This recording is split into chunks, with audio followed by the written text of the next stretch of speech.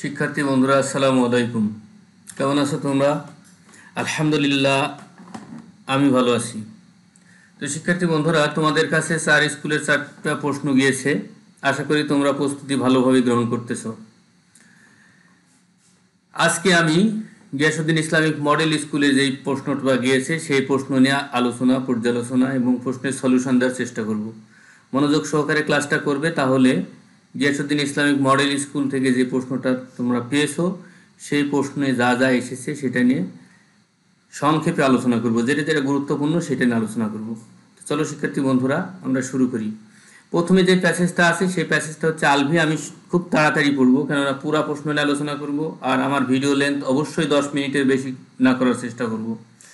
তো তোমাদের কাছে অনুরোধ থাকবে, ভিডিওটা দেখবে, ভালো করে দেখবে, তাহলে তোমাদের এই সম্বন্ধে, এই প্রশ্নটা সম্বন্ধে সব ধরনের সমস্যা সলিউশন হয়ে যাবে। তাহলে আমরা পড়ছি, দেখো। My name is Alvi, I live in Dhaka, but my family is from Chilmari in Kurigram. My grandmother and many of my relatives still live there. Last June, I went to visit my grandmother, my uncle and cousins in Chilmari. Their house is near the Buriganga river. My uncle is a fisherman. My grandmother was a fisherman, but my grandfather was a fisherman, but he died about 10 years ago. I don't know him. When my sister and I visited Silmari in June, we had so much fun. Our grandmother told us stories about our family and the history of Bangladesh. My uncle caught a lot of fish. My favorite fish is chapila. It's a thin, white fish. It's delicious. We helped our grandmother make the fish every night. We also made rice and vegetables. It was a very special trip. We talked with our relatives and learned about our family and our country. We also sang songs together. তাহলে এই প্যাসেজটা সম্বন্ধে আমরা জানলাম যে আলভি ঢাকাতে থাকে, কিন্তু তার গ্রামের বাড়ি হচ্ছে চিলমারি কুড়িগ্রাম। তো চিলমারি কুড়িগ্রামে বেড়াতে গিয়ে সে বিস্তারিত কি করেছে সব কিছুই এই প্যাসেজের মধ্যে বলা হয়েছে। এখানে প্রথম প্রশ্নটা হচ্ছে ম্যাচিং কলাম, তোমরা দেখে নেবে, এটা নিয়ে আমি আলোচনা করতে চাচ্ছি না। 2 নম্বর হচ্ছে ট্রু ফলস, সেটাও দেখে নেবে, আলোচনা করতে চাচ্ছি না। 3 নম্বর নিয়ে একটু আলোচনা করব। 3 নম্বরে আমরা দেখব যে কি প্রশ্ন আছে এবং উত্তর দেওয়ার চেষ্টা করব। হোয়াট ইজ সাপিলা? What is sapila? Sapila ki? Sapila is a kind of thin, delicious food. Sapila is a kind of thin and delicious food. এখানে উত্তর দেওয়া আছে, দেখো 3 নম্বরের উত্তর। Sapila is a kind of fish. It is thin, white and delicious. Okay. Then পরের প্রশ্নটা দেখি একটু। B number, whom did Alvi go to visit? Alvi কার সাথে ভিজিট করতে গিয়েছিল? আলভি কার সাথে ভিজিট করতে গিয়েছিল? দেখো উত্তরটা, Alvi went to visit his grandmother, uncle and cousins.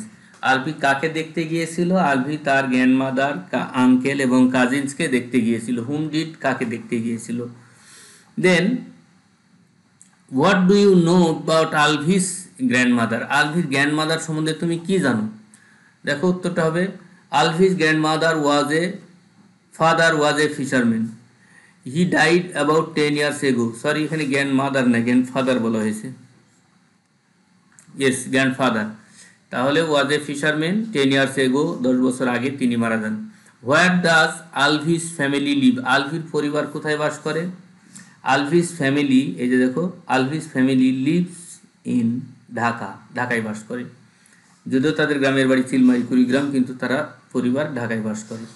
How did Alvi help his grandmother? Alvi তার গ্র্যান্ডমাদার দাদিমাকে কিভাবে সাহায্য করেছিল? দেখো, Alvi help his grandmother make the fish every night. প্রতি রাত্রে মাছ রান্না করতে বা মাছ কাটাকাটি করতে আলভি তার দাদিমাকে সাহায্য করেছিল। লাস্ট প্রশ্ন হচ্ছে, what did you enjoy there? তুমি সেখানে কি উপভোগ করেছিলে? লাস্ট প্রশ্নটা হচ্ছে where does Alvi's relatives live? আলভির আত্মীয় স্বজন কোথায় বাস করতো? এই যে দেখো, Alvi's most relatives live in Kurigram. In, এখানে আমি তো চিলমারি দিতে পারো, Chilmari Kurigram, CHILMARY,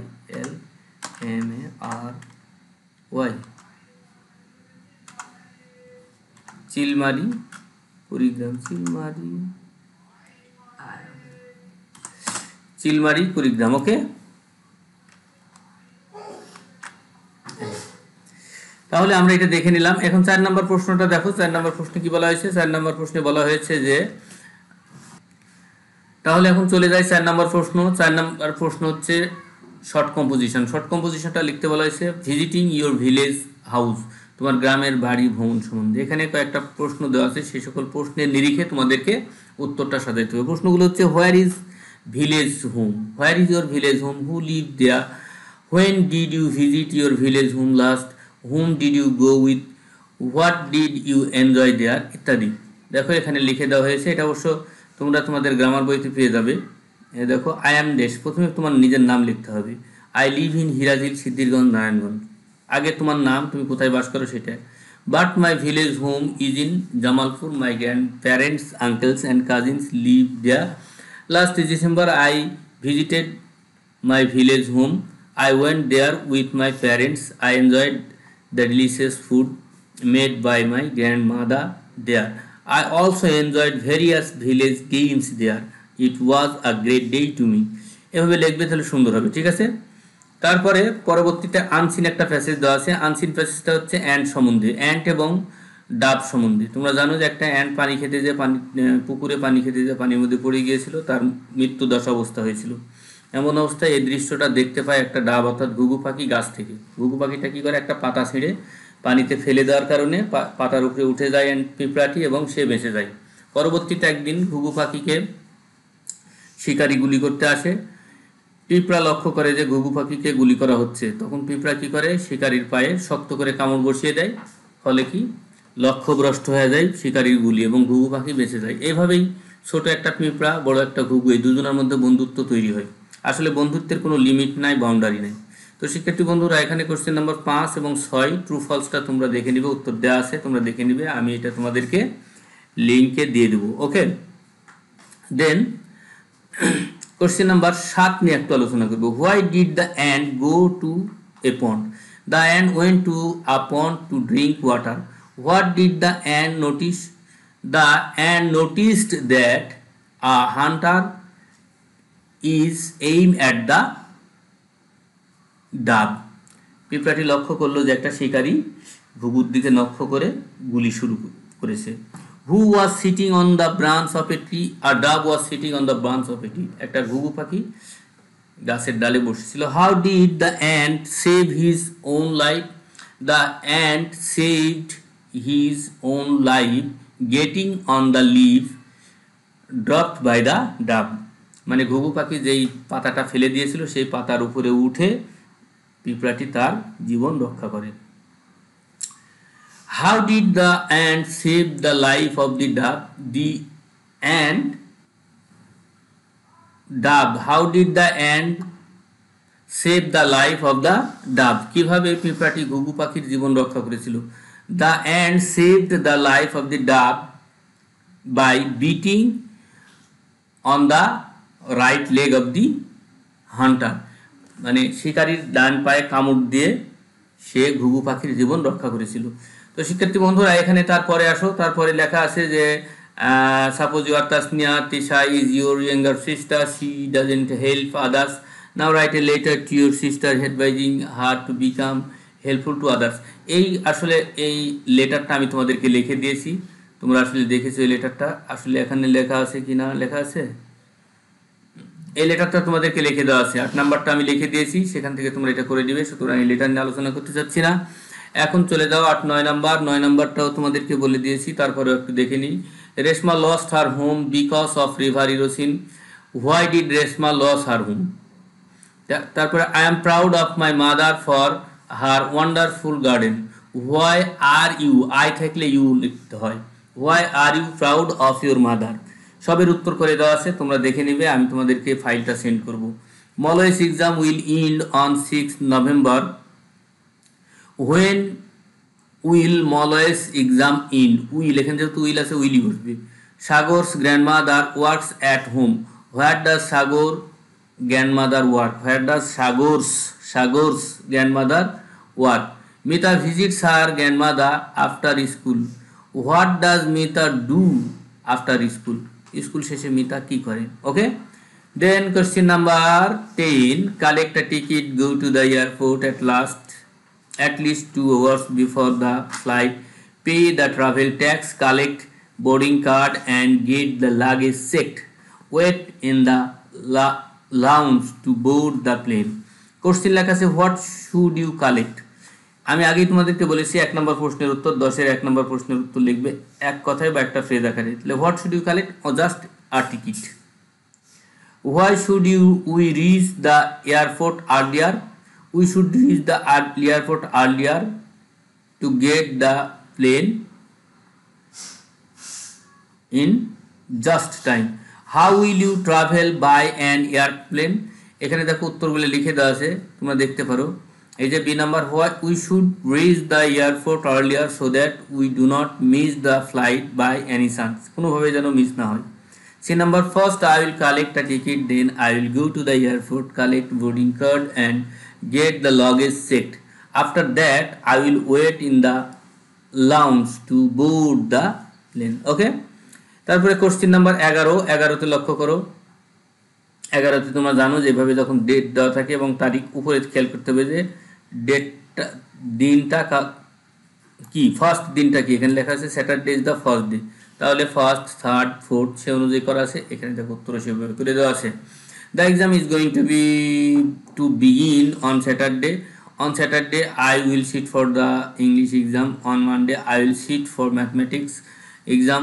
On Tuesday, I will sit for Bangla exam. On Thursday, I will sit for science exam. Okay? Question number 12 তো রিয়ারেঞ্জটা তোমরা দেখে নিও। এখন আসো কোশ্চেন নাম্বার 13। কোশ্চেন নাম্বার 13 তোমাদের একটা জায়গায় সমস্যা হচ্ছে কাস্টের জায়গায় তোমরা শুধু এখানে লিখে দেবে বেঙ্গালি, BENGALI, শুধু কাস্টের জায়গায় বেঙ্গালি লিখবে। আর রিলিজন কি লিখবে? রিলিজন ইসলাম আর হিন্দু, ইসলাম আর হিন্দু এটা লিখতে পারবে। হবিস যখন বলবে, হবিসের ক্ষেত্রে কি লিখবে? হবিসের ক্ষেত্রে লিখবে প্লেইং অ্যান্ড ট্রাভেলিং। হবিজ যখন, তখন মিনিমাম দুইটা আইটেম লিখবে। তারপরে প্রফেশন তো লিখবে, suppose you wanted to be a member of a সিস ক্লাব, প্রফেশন জাস্ট এখানে লিখে দাও স্টুডেন্ট, প্রফেশন কি স্টুডেন্ট। তারপরে প্রেজেন্ট অ্যাড্রেস, ঠিকানা লিখবে মিনিমাম 3টা তোমার যেই জায়গায় থাকো, যেমন Hirajil, Siddhirganj, Narayanganj. Date of birth, তোমার ডেট অফ বার্থ লিখে দিবে। ফুল নেম, তোমার ফুল নাম লিখে দেবে ইন ক্যাপিটাল। এখানে বলা হয়েছে full name of the applicant, full name তোমার পূর্ণ নাম লিখতে হবে। তারপরে কি নেম অফ ইউর স্কুল, তোমার স্কুলের নাম কি। কন্ট্যাক্ট টেলিফোন নাম্বার, ডেট, কয় তারিখে লিখতেছো সেটা, এগুলো তুমি লিখে দেবে। ঠিক আছে? তো শিক্ষার্থী বন্ধুরা, আশা করি আজকের ক্লাসটা তোমরা বুঝতে পেরেছো, এবং আমি যেহেতু এই ভিডিও দেবো সাথে সাথে আমি এটার PDF ফাইল দিয়ে দেবো, সুতরাং তোমাদের জন্য কষ্ট হবে না। তো ওকে, সবাই ভালো থেকো। Thank you. আসসালামু আলাইকুম ওয়া রাহমাতুল্লাহি ওয়া বারাকাতুহু।